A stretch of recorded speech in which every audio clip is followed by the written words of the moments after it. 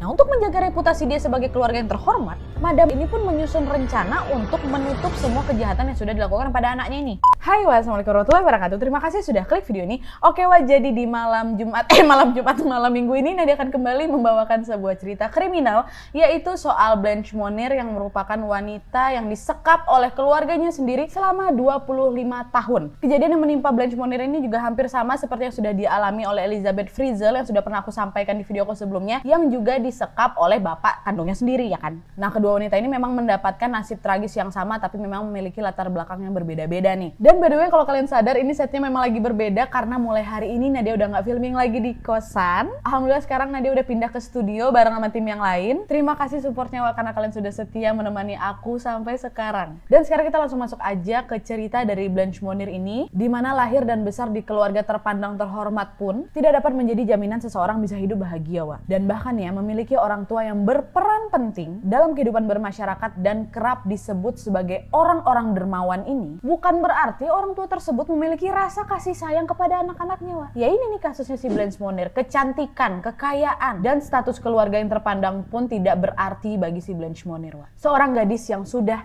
hilang selama 25 tahun. Dia ditemukan saat berusia 50 tahun dalam keadaan yang mengenaskan pada salah satu ruangan rumahnya sendiri, Blanche ditemukan dalam keadaan yang sangat kurus, sedang dirantai di kasurnya yang dipenuhi sisa-sisa makanan yang sudah membusuk dan kotorannya sendiri, Dan ya, selama 25 tahun tersebut Blanche Monir ini tidak melihat sinar matahari, dan kasusnya Blanche Monir ini baru terungkap setelah kejaksaan mendapatkan sebuah memo yang isinya meminta tolong jaksa agung untuk menyelidiki seorang wanita yang sudah lama disekap keluarganya sendiri ini, Jaksa yang mendapatkan memo tersebut langsung melaporkan hal ini kepada polisi, dan mereka bersama-sama melakukan investigasi terhadap Madam Monir atau Nyonya Monir dan Marshall Monir. Siapa mereka berdua, Dialah ibu dan abangnya si Blanche Monir ini, yang bertanggung jawab atas penyekapan dan penganiayaan yang dialami oleh Blanche Monir selama 25 tahun ini. Kisahnya sontak mengundang banyak perhatian dan simpati dari halayak ramai yang tidak menyangka bahwa kejadian yang dialami oleh Blanche Monir ini dapat terjadi dalam keluarga Monir yang terpandang. Mereka kemudian mengenal kisah Blanche Monir ini dengan sebutan La Sequestre de Poitiers, yang artinya wanita yang disekap di Poitiers. Poitiers itu di mana? Prancis, Nah, sekarang sebelum aku menjelaskan kronologi penyekapannya si Blanche Monir ini, aku akan menjelaskan sedikit latar belakang dari Blanche Monir, ya, Check it out.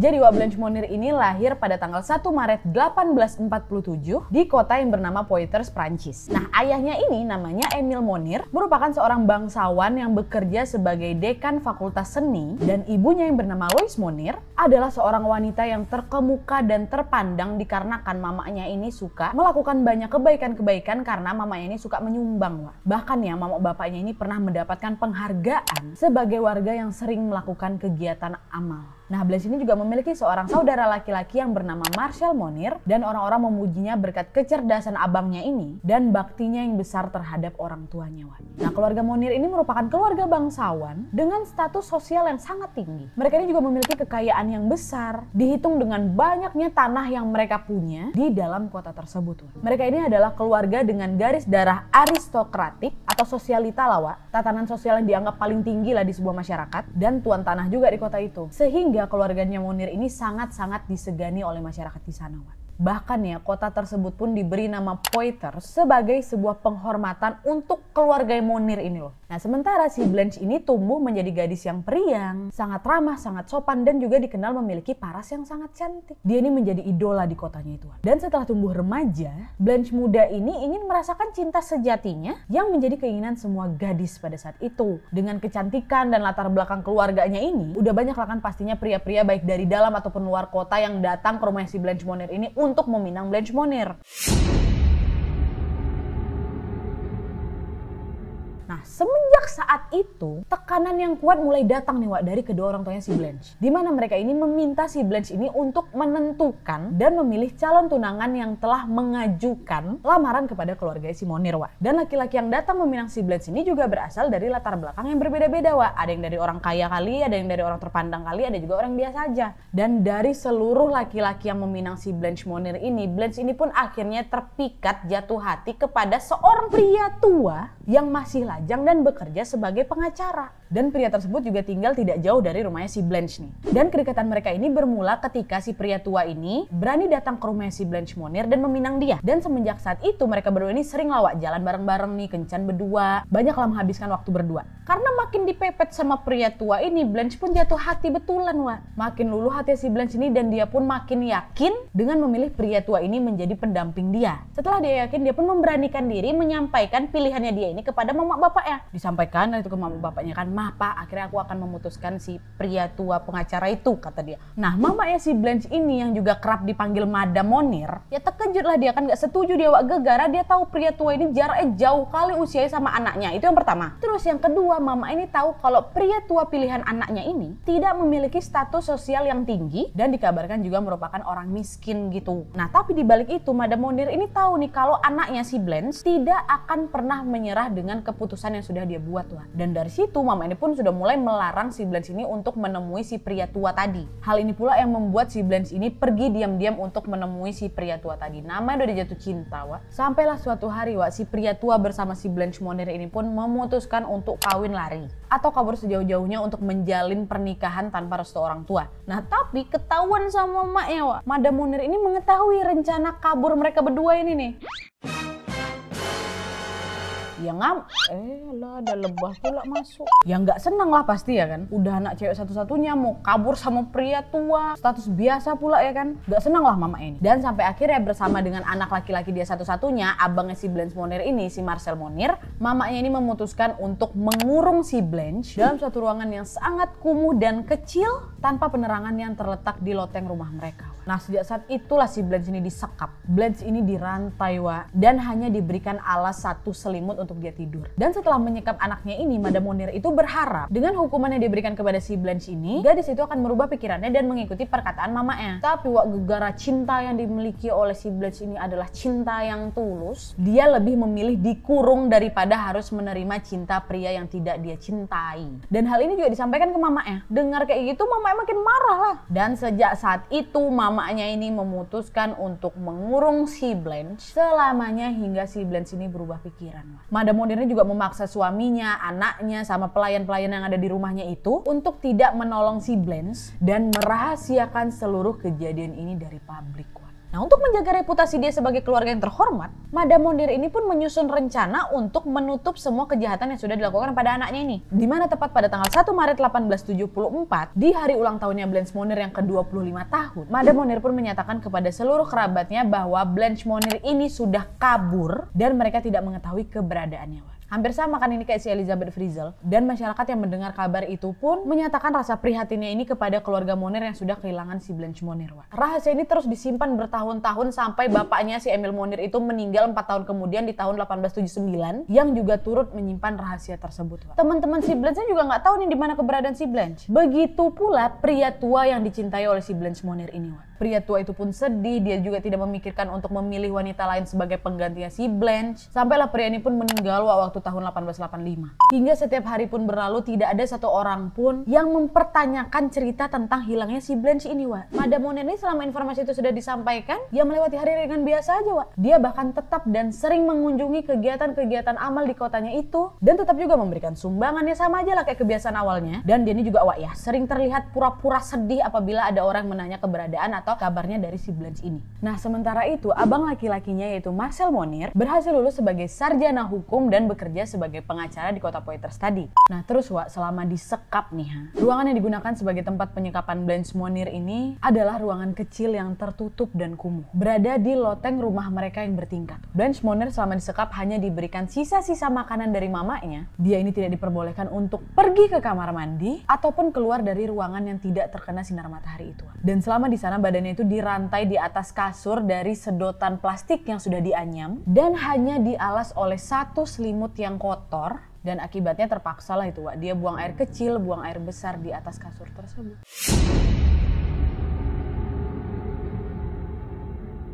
Dan akhirnya pada tanggal 23 Maret 1901, Kejaksaan Kota Poitiers ini menerima catatan kecil yang berisi, "Tuan Jaksa Agung, saya mendapatkan kehormatan untuk memberitahu Anda soal yang serius. Saya berbicara tentang seorang perempuan tua yang disekap di rumah keluarga Munir. Dia ini sering dibiarkan kelaparan dan hidup dengan sampah busuk di sekitarnya selama 25 tahun terakhir." Sontak catatan ini langsung membuat Kejaksaan Agung ini panik, kaget, dan segera menghubungi kepolisian untuk bersama-sama menyelidiki kebenaran dari laporan di catatan itu. Akhirnya Kejaksaan ini pun mengambil langkah yang berani untuk menyelidiki langsung ke rumahnya si Munir ini. Nah, setibanya di kediaman si Munir yang beralamat di 21 Rue de la Visitation, tim gabungan antara kepolisian dan kejaksaan pun langsung menghampiri rumah tersebut dan mengetok pintu. Tapi pada saat pintu diketok, mereka malah tidak mendapatkan salam sambutan, melainkan mereka melihat ada sepasang mata yang menatap atau yang mengintip dari jendela, yang tidak lain itu adalah matanya Madam Munir, mama si Blanche.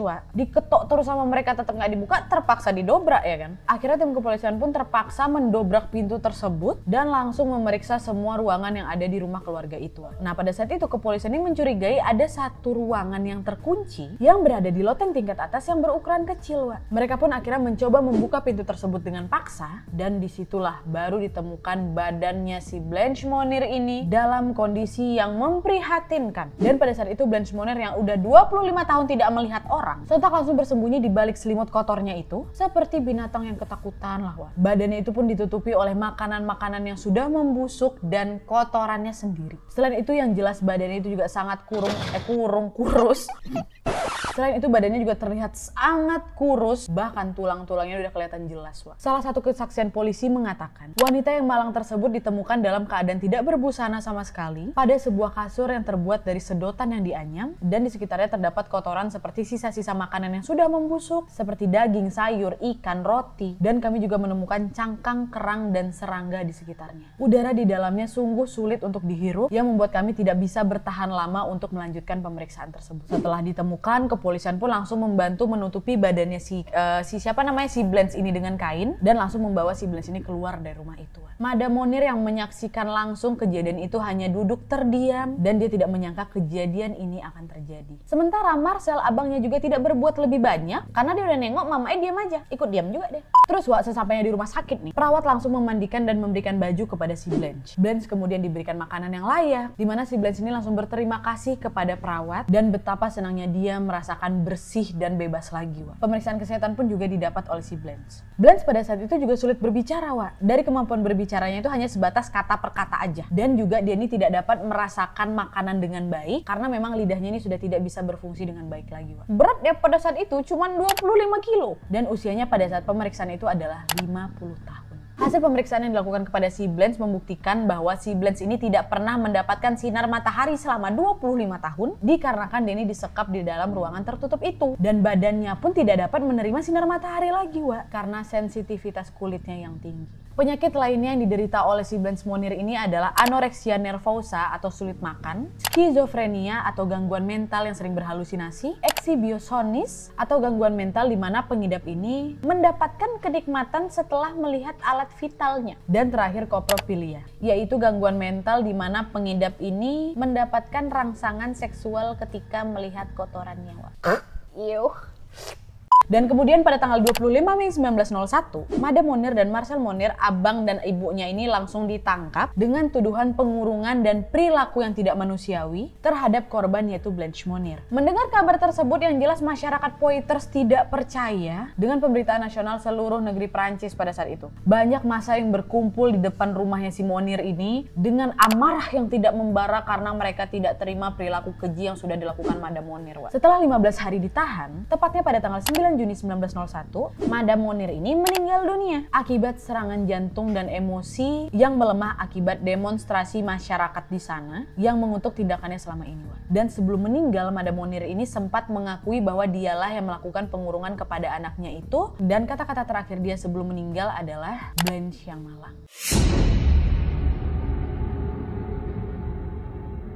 Nah, diakibatkan kematian ibunya ini membuat Marcel Monir, abangnya si Blanche, harus menjalankan persidangan sendirian di depan hakim dan jaksa. Dan pada tanggal 7 Oktober 1901, Marcel Monir menjalankan sidang resmi dengan tuduhan telah membantu ibunya dalam perbuatan jahat ini. Marcel yang merupakan lulusan ilmu hukum, diyakini mampu berdalih di pengadilan untuk mendapatkan keringanan hukum, Wak. Udahnya si Marcel ini bilang lah kalau Blanche Monir adikku ini sebenarnya jadi gila, Pak. Gara-gara dia ini nggak dapat izin dari ibunya untuk menikahi pria tua itu. Dia pun mengatakan kalau Blanche ini suka marah-marah dan cenderung berperilaku kasar, sehingga inilah yang membuat ibunya ini terpaksa mengurung dia. Dia juga mengatakan kalau sebenarnya adik aku sendiri yang mau dikurung, Pak. Padahal dia sendiri pun bisa kabur juga, atau setidaknya bisa menerima pilihan hidupnya sendiri. Nah, mendengar pernyataan ini, Marcel Monir tidak mendapatkan hukuman berat karena pada saat itu belum ada hukum di Prancis yang berlaku untuk menghukum seseorang karena penyekapan terhadap anggota keluarga. Wah. Tapi pengadilan tetap memutuskan kalau si Marcel Monir ini bersalah atas kejadian yang sudah dialami adiknya Blanche Monir dengan tuduhan tindakan tidak manusiawi, dan dia pun dihukum selama 15 bulan kurungan penjara. Tapi tiba-tiba berubah, Wak. Dia dinyatakan gak bersalah setelah dia ini mengajukan permohonan naik banding dan terbebaslah itu dari segala hukumannya. Dan kenyataan inilah yang membuat masyarakat ngamuk, pada gak terima, Wak, semua dengan keputusan pengadilan, lantaran ya kalian tahu lah Blanche Monir ini sudah kehilangan kebebasannya selama 25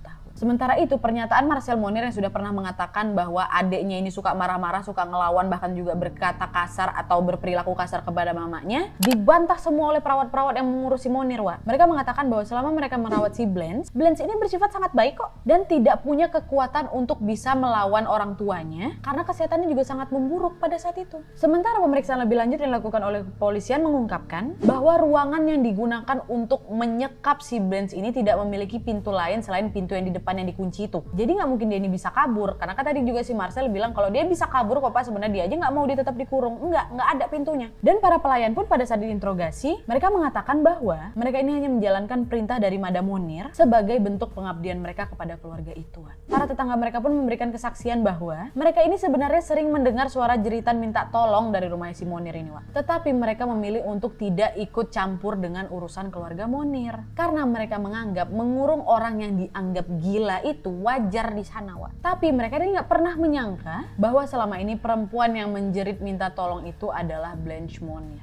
Mereka pikir bukan berasal dari rumahnya si Monir soalnya. Nah, terus nih ya, masyarakat kota Poitiers ini juga sempat dihebohkan dengan rumor yang mengatakan Blanche Monir ini sebenarnya udah meninggal, tapi keluarganya nggak sanggup ngasih tahu sama orang kalau anak ini meninggal, Wak. Ada juga nih yang bilang kalau sebenarnya Blanche ini mengalami gangguan jiwa atau gila dan dikirim ke rumah sakit jiwa diakibatkan cintanya yang ditolak. Dan setelah mendapatkan rangkaian perawatan pun, keadaan mental si Blanche ini malah makin memburuk, Wak. Sehingga membuat Blanche Monir ini harus dipindahkan ke rumah sakit jiwa di Bois, Prancis. Dan pada tahun 1913, di rumah sakit jiwa di Bois itu pun si Blanche Monir meninggal dunia. Oke, Wak, jadi itu tadi kisah tragis yang dialami oleh Blanche Monir, si sosialita di abad ke-18, yang meskipun dia ini lahir dari keluarga yang terhormat, tidak serta-merta membuat hidupnya ini bahagia, Wak. Dan semoga harapan aku kisah ini bisa menjadi sebuah perenungan bahwa harga bukanlah sesuatu yang bisa membuat kita bahagia. Karena kasih sayang keluarga yang tulus melebihi itu semua. Iya. Oke, Wak, jadi sekian dulu videonya. Terima kasih yang sudah menonton. Kalau kalian suka video ini, klik like-nya, jangan lupa komen di bawah untuk ide dan saran-saran untuk video selanjutnya. Jangan lupa nyalain notifikasinya supaya kalian tahu kalau aku upload video baru. And as always, jangan lupa untuk klik tombol subscribe supaya kalian sama-sama tahu informasi menarik dan menegangkan dari channel aku. See you next video, Wak. Bye. Hula hoop. Bade hoop. Dah. Sakit, Pak. Sini loh, Pak. Aduh.